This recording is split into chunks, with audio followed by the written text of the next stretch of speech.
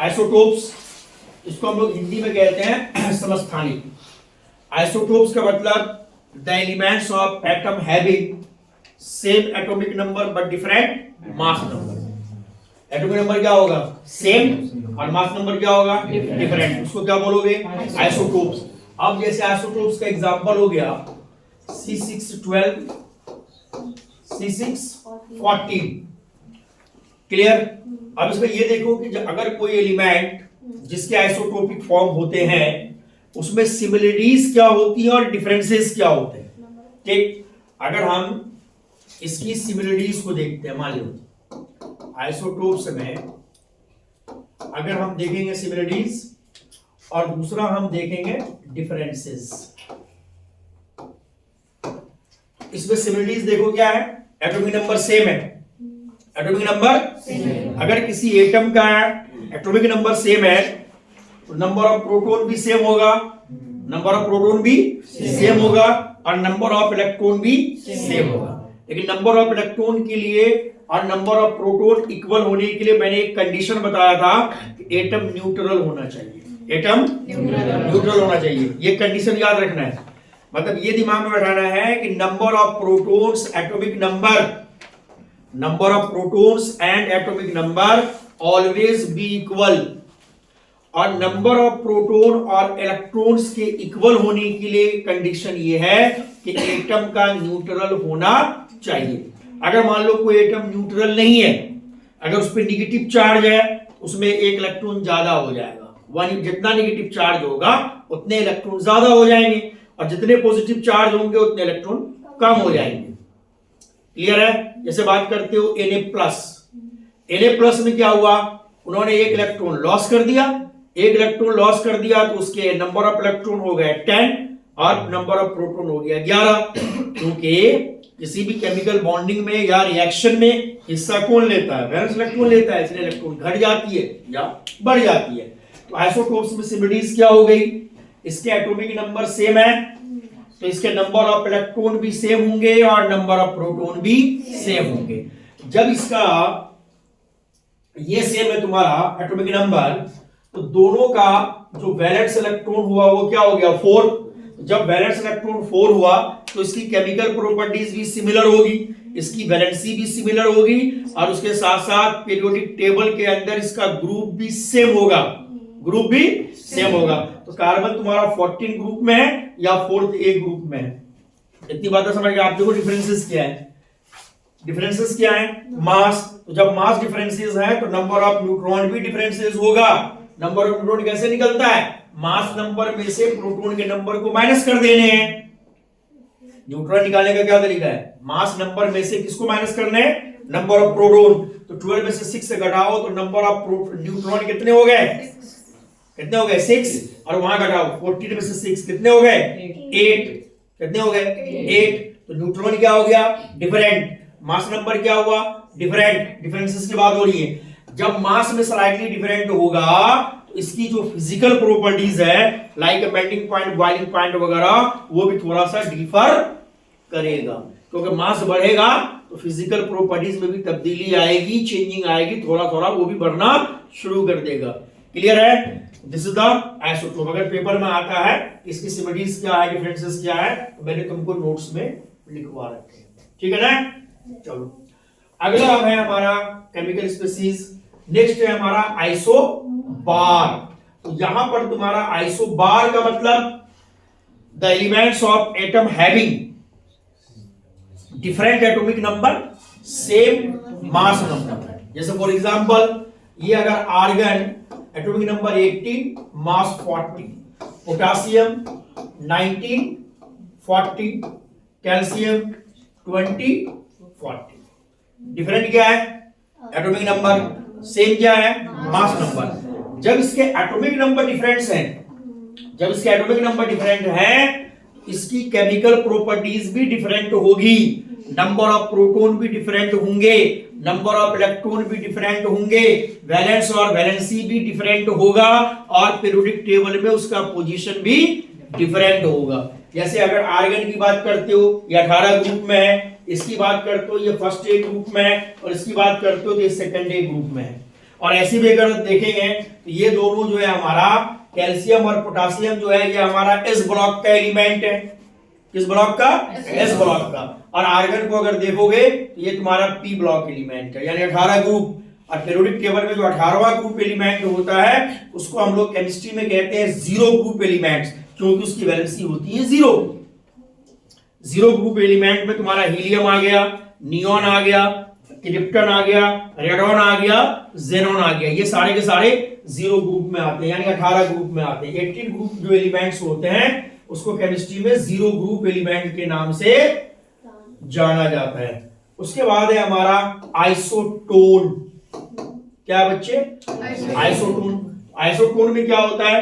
The elements of atom having different atomic number, different mass number but same number of neutron. इसमें atomic number भी different होता है, mass number भी different होता है, same क्या होता है इसमें?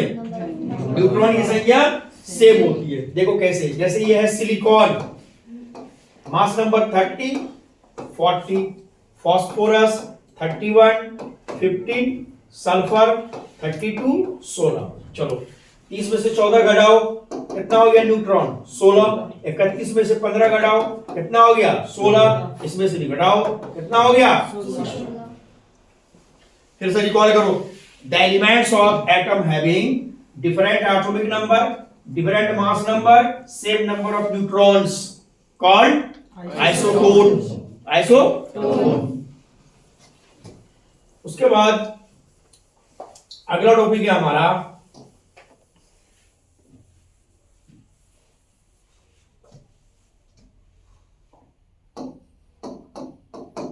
Atomic number. इसको डिनोट करते हैं हम लोग कैपिटल जेड से। एटॉमिक नंबर को किससे डिनोट करते हैं? बोलो फटाफट। कैपिटल जेड से डिनोट करते हैं। और atomic number by H Moseley. H Moseley in 1912 to 1930, 1912 से 1913 means atomic number discovered by Henry Mauchly.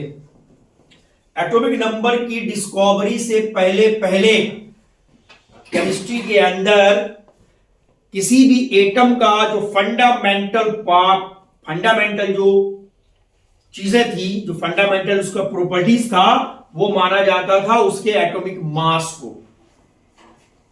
ठीक है, क्योंकि जब तुम पीरियोडिक क्लासिफिकेशन पढ़ते, अब तो 10th में है नहीं, 11th में जाकर जब पढ़ोगे पीरियोडिक क्लासिफिकेशन, तो वहां पे ये देखोगे कि मेंडलीव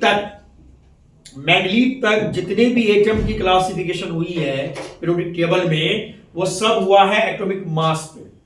जब 1912 से 13 में जब एटॉमिक नंबर की डिस्कवरी हुई, उसके बाद पीरियोडिक क्लासिफिकेशन बना एटॉमिक नंबर पे। तो आज हम लोग पढ़ते हैं कि किसी भी एटम का जो फंडामेंटल प्रॉपर्टी होती है वो उसका एटॉमिक नंबर होता है। अगर तुम्हारे को ऑब्जेक्टिव क्वेश्चन पूछे कि किसी भी एटम का फंडामेंटल प्रॉपर्टी क्या है, तो you can tick out on its atomic number. Atomic number की डेफिनेशन क्या है?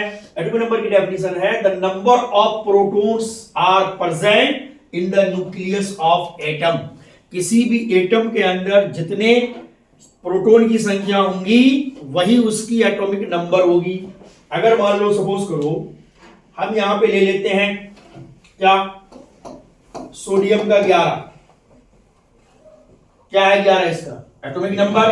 इसमें सोडियम का 11 एटॉमिक नंबर होने का मतलब इसमें प्रोटॉन की संख्या भी कितनी है? 11 है। और इसमें इलेक्ट्रॉन की संख्या भी कितनी है? 11 है। अपने ब्रेन के अंदर बैठाना है कि प्रोटॉन और इलेक्ट्रॉन तभी बराबर होगा जब एटम न्यूट्रल होगा। एटम न्यूट्रल होगा। मान लो सोडियम ने अपना एक इलेक्ट्रॉन लॉस कर दिया, तो एक प्लस का चार्ज आया। अब इसमें क्या होगा? इलेक्ट्रॉन की संख्या अब इसकी क्या होगी? बताओ फटाफट। अब इसके इलेक्ट्रॉन की संख्या कितनी होगी? 10 होगी। इलेक्ट्रॉन की संख्या कितनी होगी? 10। कितनी बात समझ में आया? क्या शर्त याद रखना है?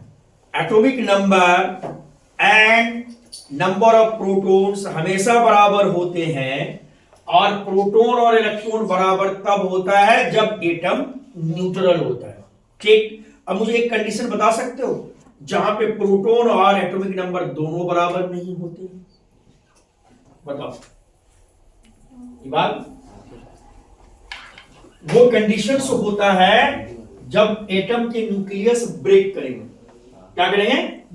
एटम का न्यूक्लियस जब ब्रेक करेगा, मतलब न्यूक्लियर रिएक्शन में नहीं होता है बराबर। तो जब पिछले क्लास में क्या पढ़ा है तुमको, अल्फा निकलने के बाद उसके मास नंबर में 4 की कमी आ जाती है। दूसरा है हमारा सेकंड क्या है, एटॉमिक नंबर समझ में आ गया तुम लोग को? एटॉमिक नंबर के बाद है हमारा मास नंबर, इसे हम डिनोट करते हैं कैपिटल ए से।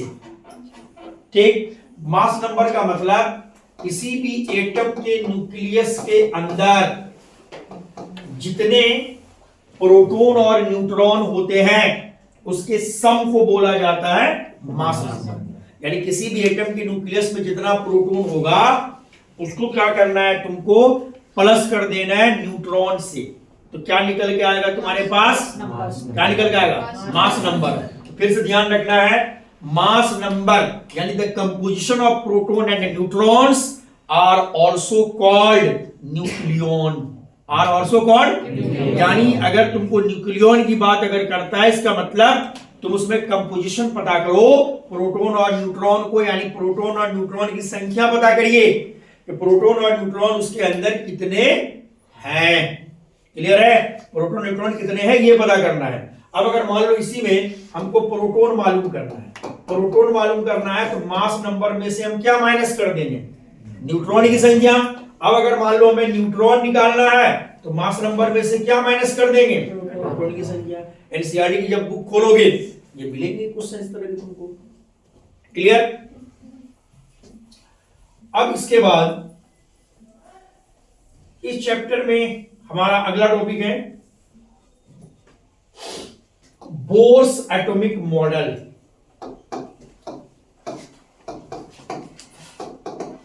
बोर्स एटॉमिक मॉडल, ये बात है कब की? 1913। Bohr's atomic model. Bohr's atomic model वजूद में कब आया? रदरफोर्ड की ड्रॉबैक के बाद वजूद में आया। तो बोर ने क्या कहा, देखो कुछ पॉइंट्स रदरफोर्ड के और नील्स बोर के दोनों के सेम है। क्या सेम है दोनों पॉइंट? दोनों के थ्योरीज में सिमिलरिटीज क्या है वो देखो। बोर ने क्या कहा, ये रदरफोर्ड ने क्या कहा कि किसी भी एटम का एंटायर मास, किसी भी एटम का एंटायर मास डिपेंड करता है उसके सेंटर पे, मींस न्यूक्लियस पे। यही बात नील्स बोर भी कहते हैं। ठीक, फिर रदरफोर्ड ने क्या कहा, प्रोटॉन एंड न्यूट्रॉन प्रेजेंट होता है सेंटर पे। यही बात नील्स बोर ने भी कहा। क्लियर? बात समझ में आया दोनों की? तो फिर कंट्राडिक्शन कहां पे आई? हमारे रदरफोर्ड साहब ने कहा कि ये इस तरह से कहा है ना, जो कि इलेक्ट्रोडायनेमिक थ्योरी से ड्रॉबैक था। लास्ट मार्क इसका कहानी खत्म हो जाती है एटम की। तो नील्स बोर ने ये कहा, हमारा क्या कहा नील्स बोर ने, बताओ जरा फटाफट। ये हमारा ये रहा दिस वन, इस तरह से इलेक्ट्रॉन्स घूम रहे हैं कहां पे? न्यूक्लियस के चारों तरफ। ये रहा दिस वन, इलेक्ट्रॉन ऐसे घूम रहे। इन्होंने कहा कि electrons are revolve around the nucleus in a fixed path. That path is called the shell, या that path is called the orbit, या that path is called the higher energy level. इसको हम एनर्जी लेवल भी कहते हैं। कोई भी atom के चारों तरफ, न्यूक्लियस के चारों तरफ जो भी इलेक्ट्रॉन रिवॉल्व करता है अपने अपने फिक्स्ड पाथ पे, अगर तुम इसको, जितने भी फिक्स्ड पाथ हैं इसको हम केमिस्ट्री में कहते हैं ऑर्बिट। क्या कहते हैं? ऑर्बिट कहते हैं, या उसको हम लोग शेल कहते हैं, या उसको हम लोग हिंदी में कहते हैं कक्षा। या इसको हम लोग कहते हैं energy level, higher energy level. इसको बोला जाता है हिंदी में उच्चतम ऊर्जा श्रेणी। What does it mean? इसमें तुम्हारा इसको हम लोग बोलते हैं n equal to 1 2 3 4। n equal to 1 का मतलब k शेल, 2 का मतलब l सेल, 3 का मतलब m सेल और 4 का मतलब n सेल। तो इसका क्या मतलब हुआ? जो k शेल है इसकी अपनी एनर्जी फिक्स्ड है, जो l शेल है अपनी इसकी एनर्जी फिक्स्ड है, और ये जो m सेल है इसकी अपनी एनर्जी फिक्स्ड है। मतलब सब सेल के अंदर अपनी अपनी क्वांटाइज्ड एनर्जी होती है, फिक्स्ड सबकी अपनी अपनी एनर्जी है। ठीक, जो सेल न्यूक्लियस के सबसे करीब होगा, मींस हमको ये दिमाग में बैठाना है कि energy is directly proportional to the number of shell. What does it mean? जिस एटम के ऑर्बिट के लिए, जिस ऑर्बिट के लिए n की वैल्यू जितनी ज्यादा होगी उसकी एनर्जी भी उतनी ज्यादा होगी। अगर मैं इन चारों में कंपेयर करूं तो सबसे ज्यादा n की वैल्यू किसकी है? n शेल की। इसका मतलब इन चारों में सबसे ज्यादा एनर्जी किसकी है? n शेल की। और सबसे कम किसका है? k शेल का। तो सबसे कम एनर्जी किसकी हो गई? k शेल की। कितनी बातें समझ में आया? जैसे जैसे न्यूक्लियस से दूर जाओगे वैसे वैसे इसकी एनर्जी भी कम होती है, बढ़ती चली जाती है। अब यहां पे नील्स बोर ने क्या दिया कि किसी भी ऑर्बिट के लिए जो हम मैक्सिमम इलेक्ट्रॉन को एकोमोडेट करेंगे उसका इन्होंने फॉर्मूला दिया है 2n²। क्या फॉर्मूला दिया है? ये जो फॉर्मूला है 2n², ये मैक्सिमम इलेक्ट्रॉन भरने का फॉर्मूला है। यानी हम इसमें मैक्सिमम इलेक्ट्रॉन कितने डालेंगे, मिनिमम के लिए नहीं है, ये मैक्सिमम के लिए। अब अगर सपोज करो हम के शेल की बात करें कि के शेल में मैक्सिमम हम कितना ले सकते हैं? 2 × 1 का स्क्वायर, तो कितने इलेक्ट्रॉन हो गए? 2। ये मैक्सिमम है। इसका मतलब हुआ कि हम के शेल में 2 से ज्यादा इलेक्ट्रॉन नहीं रख सकते, 2 से ज्यादा इलेक्ट्रॉन नहीं रख सकते। अगर हम बात करते हैं मान लो एल शेल की, तो एल शेल के लिए इसकी वैल्यू कितनी हो जाती है? 2। इसका मतलब हुआ इसमें हम 8 से ज्यादा इलेक्ट्रॉन नहीं रख सकते हैं। Maximum accommodate 8 electron in L cell. Same as that, 18 is M cell and 32 is N cell. यहां तक बातें समझ में आ रही हैं? तो जो तुम्हारी किताब में एनसीईआरटी के अंदर दिया हुआ है 20 एलिमेंट का इलेक्ट्रॉनिक कॉन्फ़िगरेशन, वो इसी फॉर्मूले पे है 2n²। चलिए अब हम लोग बात करेंगे अगला टॉपिक में, इसी का अगला पॉइंट में, कि नॉन रेडिएटिंग शेल या ऑर्बिट किसको कहते हैं? देखो यहां पे नॉन रेडिएटिंग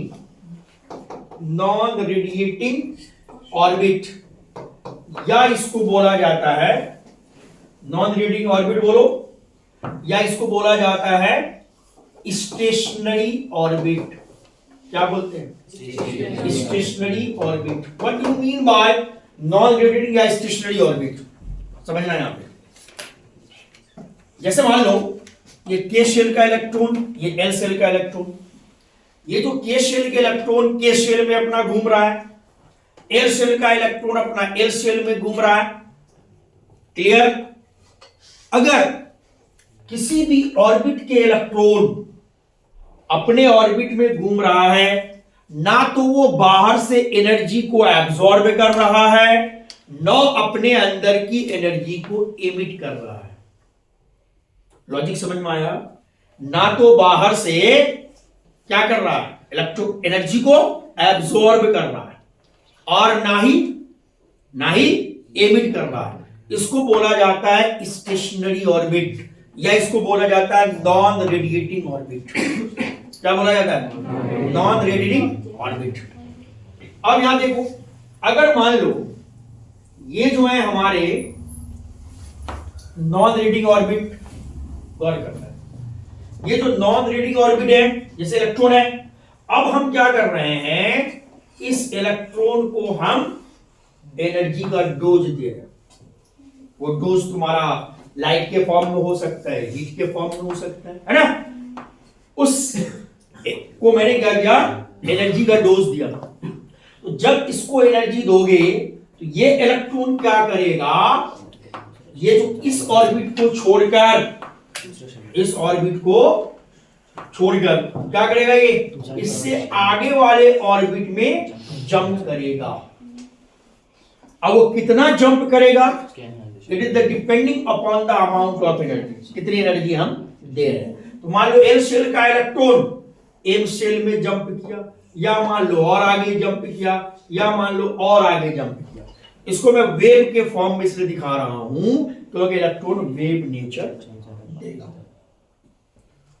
क्या मतलब, अगर किसी भी ऑर्बिट के इलेक्ट्रॉन को अगर बाहर से एनर्जी देते हैं या अगर वो एनर्जी को एब्जॉर्ब करता है, इट बिकम्स एक्साइटेड, एक्साइट हो जाता है।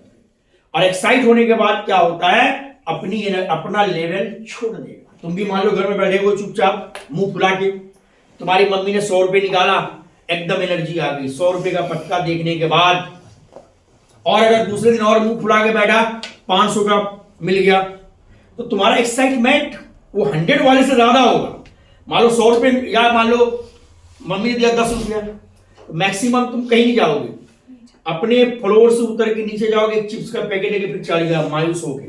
100 रुपए अगर मिला, हो सकता है अग्रवाल तक जाएगा, और 1000 रुपए मिल गए तो पता नहीं कम्युनिटी सेंटर भाग के चला जाएगा, एक दो को और बुला लेगा, आ जा भाई। अगर ज्यादा बहुत पैसा मिल गया तो फिर गर्लफ्रेंड को फोन कर देगा, आ जा तू मेरे साथ, दोनों आदमी।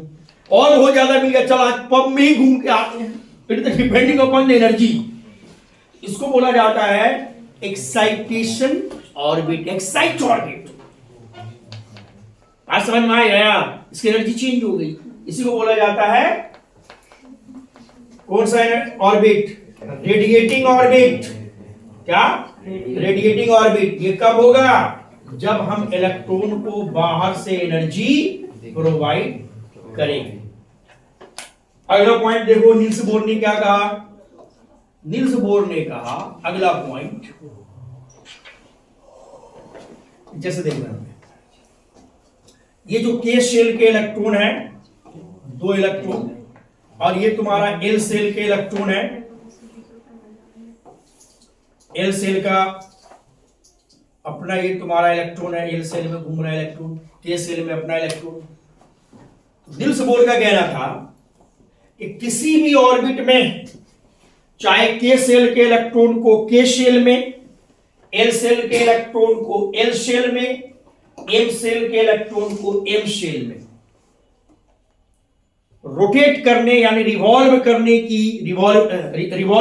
की परमिशन हम तब देंगे जब इसका एंगुलर मोमेंटम कॉमन मल्टीपल होगा NH/2 पाई के। किससे कॉमन मल्टीपल होगा, NH/2 पाई के। तो तुम ऐसे भी कह सकते हो MBr = NH/2 पाई, ये इलेक्ट्रॉन का एंगुलर मोमेंटम निकालने का फॉर्मूला है। इसका फॉर्मूला है, इलेक्ट्रॉन के एंगुलर मोमेंटम निकालने का फॉर्मूला है MBr = NH/2 पाई। यहां पे m है, ये जो है तुम्हारा यहां पे, ये जो m है, ये है mass of electron, velocity of electron in that orbit जिसमें वो घूम रहा है, और रेडियस ऑफ दैट ऑर्बिट जिसमें इलेक्ट्रॉन की बात होगी। यहां पे n है number of shell, k shell की बात होगी तो n = 1, l शेल की बात होगी तो n = 2, m शेल की बात होगी तो n = 3, और h है यहां पे हमारा Planck's constant. Planck's constant 6.625 into 10⁻³ joule second, या ये होता है 6.625 into 10⁻27 आर्ग, 27 आर्ग, क्योंकि 1 जूल कितना होता है, 10⁻7 आर्ग होता है। अब यहां देखो, why electrons are capable to revolve around the nucleus। Electron nucleus के चारों तरफ घूमने के लिए कैपेबल क्यों होती है, क्योंकि न्यूक्लियस के ऊपर होता है पॉजिटिव चार्ज प्रोटॉन। प्रोटॉन की वजह से न्यूक्लियस में पॉजिटिव चार्ज किसकी वजह से होता है, प्रोटॉन की वजह से। अगर यहां प्रोटॉन नहीं होता तो नहीं होता, और ये निगेटिव चार्ज इलेक्ट्रॉन, तो यहां पर पॉजिटिव और इस निगेटिव के बीच में फोर्स काम करती है। उस फोर्स का नाम है इलेक्ट्रोस्टैटिक फोर्स ऑफ अट्रैक्शन। क्या नाम है? इलेक्ट्रोस्टैटिक फोर्स ऑफ अट्रैक्शन, या इसको हम लोग कहते हैं वैद्युत आकर्षण बल। ये जो इलेक्ट्रोस्टैटिक फोर्स ऑफ अट्रैक्शन है, इसके बारे में मैंने बताया था कि ZE² by the R square, ये फॉर्मूला मैंने बताया आपको। सर K क्या है? K है यहाँ पे कूलम्ब कांस्टेंट। K क्या है? Coulomb constant. 9 into 10 to the power 9 Newton meter square per coulomb square, that is the value of the K, or Z is the atomic number and E square is the charge of electron and the proton, 1.6 into 10 to the power minus 19 K square, and the R square is the distance between this. It is equal to that of centrifugal force. The centrifugal force is the mv square by R. ये formula है centrifugal force का। तो centrifugal force equal to that of the electrostatic force of attraction, that's why electrons are capable to revolve around the nucleus. These are the Niels Bohr theories. Any doubt? बंद करो। अब बताइए, class 9th में Niels Bohr की theory का drawback नहीं है। Class 9th में निल्स बोर की थ्योरी का ड्रॉबैक नहीं है, लेकिन तुमको मैं इसका ड्रॉबैक बताता हूं। समझो यहां पे स्पेक्ट्रम, जो एटॉमिक स्पेक्ट्रम होता है, एटॉमिक स्पेक्ट्रम के बारे में क्लास 9th में नहीं है। क्लास 9th में एटॉमिक स्पेक्ट्रम के बारे में नहीं है।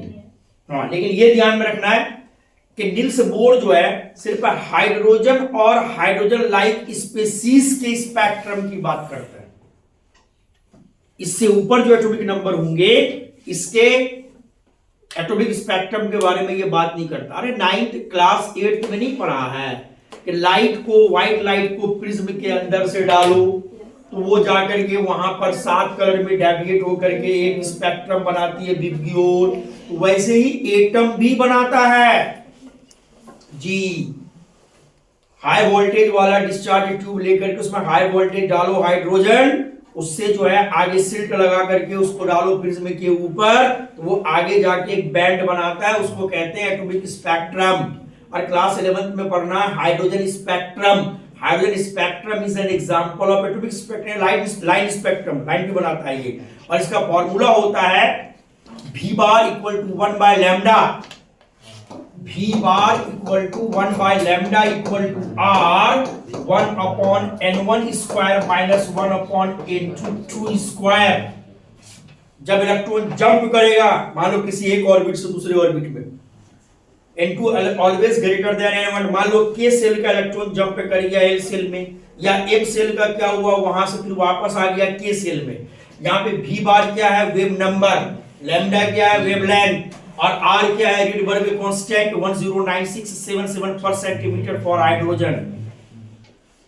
ये है, और इसकी कई सारी सीरीज की स्टडी डिफरेंट साइंटिस्ट ने किया था। एक क्या है? लाइमन, उसको कहते हैं लाइमन सीरीज। एक क्या है? बामर, उसको कहते हैं Balmer series. Lyman series, Balmer series, Lyman, Balmer, Paschen, Brackett, Pfund, Humphrey series, ये सारी सीरीज हैं। फिर पता लगे क्लास 11th में क्यों ले लिया साइंस।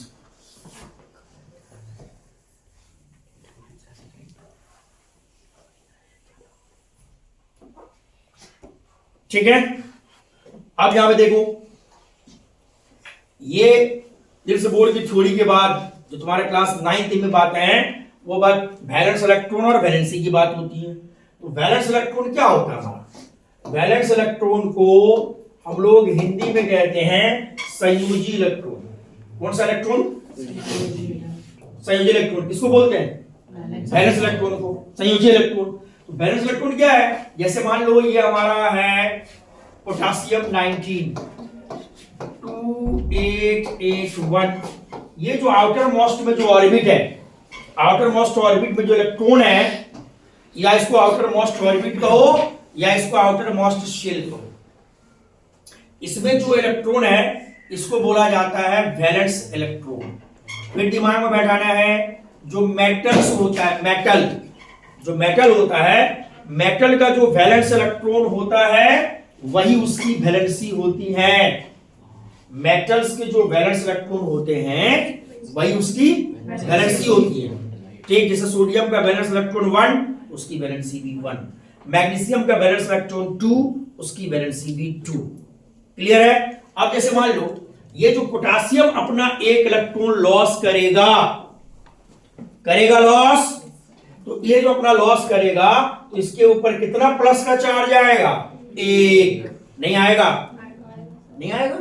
और उसी तरीके से ये जो सोडियम का एटॉमिक नंबर 11 है, ये अपना एक इलेक्ट्रॉन लॉस करेगा,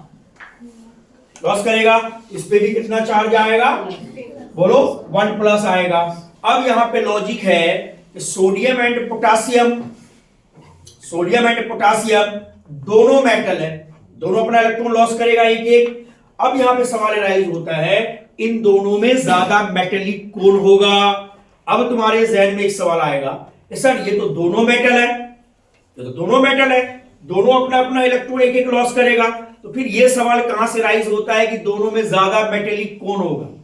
जब ये सारे स्टूडेंट इंसान है, तो फिर ये कंपैरिजन क्यों होता है कि हु इज मोर जीनियस? 9 महीने में तो सब दुनिया में आया, who is more genius?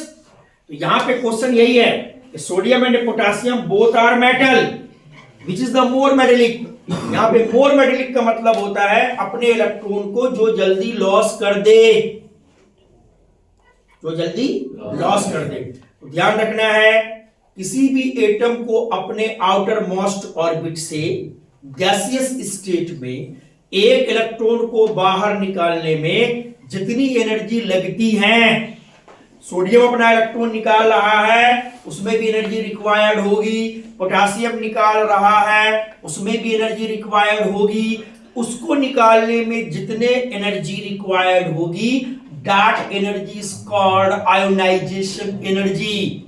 Which energy? Ionization energy.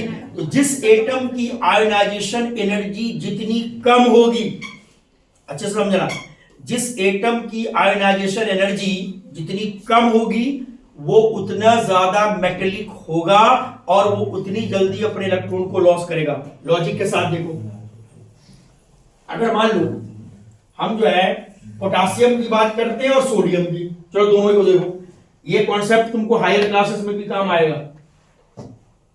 फिर ऑफ हो गया है, इसका मतलब 1 प्लस